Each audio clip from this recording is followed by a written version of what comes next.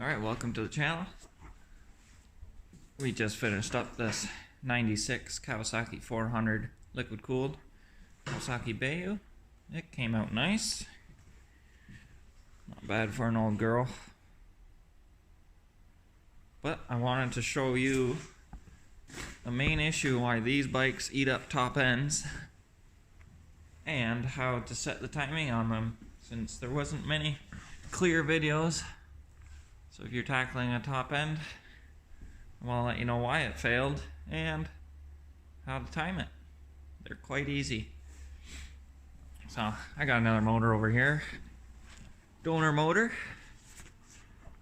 So once we get to this stage, it's basically where you need to go if you eat a top end, because the main failure is here. So your oil pump, this is your oil pump, and driven by this gear. This is your wet clutch gear. So if we pop that off, a little bit of oil there. Pop that off, you'll see your oil pump drive gear off your crank. And see how this one, I can spin either way without the crank moving. Not a good sign. That's why these eat top ends. So if you pop that off, you'll see right there needs to be a keyway. And as you can see, that keyway is gone.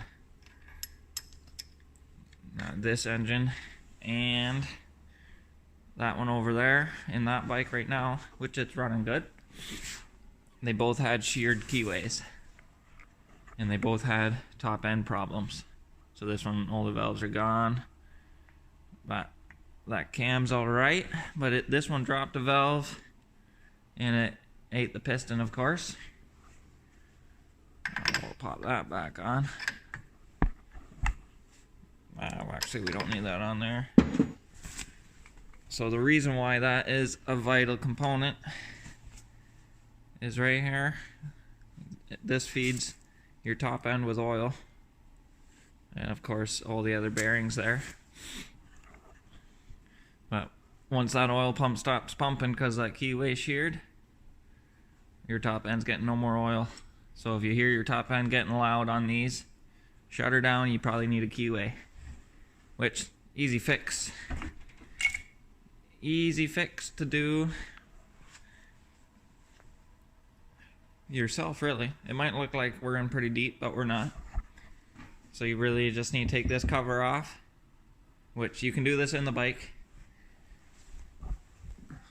To do it in the bike, all you need to do is take that footrest off. You can leave the brake pedal on and take this footwell off right here. And probably the easiest to take this one off. It's just some bolts, some clips, and then just a bunch of 8 millimeters, and a 10 mil on your crank, on your Kickstarter. And then you can slide that off. There's a couple of tabs all around, and right on the back of the oil filter is a spot you can tap on to get it to pop loose. That's all you need to do to get the cover off. Once the cover's off, don't be afraid. This is your clutch. Goes there. And then to get the clutches off, you do not need to take your change clutch apart. This one obviously has a Deckard screw. Just pop that bearing out. It just sets in there. Sometimes they don't slide right out. You can get a little slide hammer, just pop her out easy. And that one's a smaller nut, 22 millimeter, and it's not pressed on. And then this one's a 27 millimeter on your wet clutch, centrifugal clutch.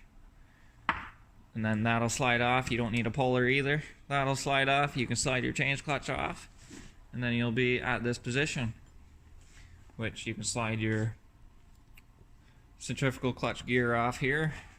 And then you're at your oil pump gear, which you can slide that off, pop your new keyway in, and get that setting right. So you shouldn't be able to turn this gear without your crank turning. And that's what drives your oil. So as soon as that shears, you lose all your oil pressure, which, as we know in an engine, not a very good thing. Other than that, they're pretty solid engines. That one, minus 21 this morning, Celsius. And she fired right up. Started better than that Kodiak did. Alright, now let's get to showing you how to time this.